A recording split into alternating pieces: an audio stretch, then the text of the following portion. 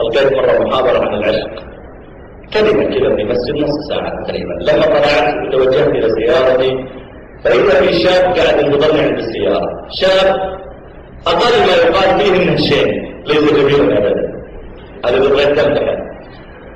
فينتظرني عند السيارة، إذا رأيت وجهه تقول أنا متعاطي مخدرات هذا.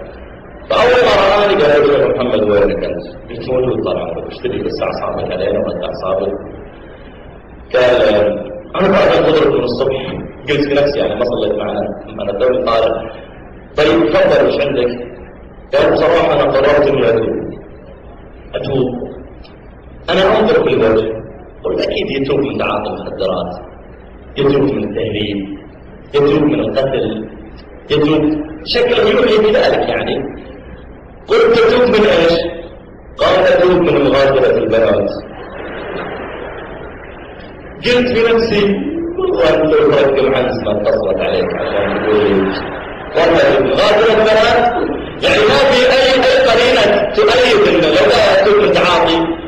طبعا أنا بعد أن أقول له إنك أنت أصلا لما تصلح بس قلت لكل فترة أقول له طيب يمكن إنها لوحدة مغشة فيه. فقلت له أنت خطر على الأمر تتوب جزاك الله خير، كذا لازم تتوب تثبت على التوبة. قال لي بس يا محمد في شيء يمنعني من التوبة. يمنعني من التوبة شو اليوم؟ ايش اللي يمنعك من التوبة؟ قال لي أخي إذا مشيت في السوق البنات ما يخلوني.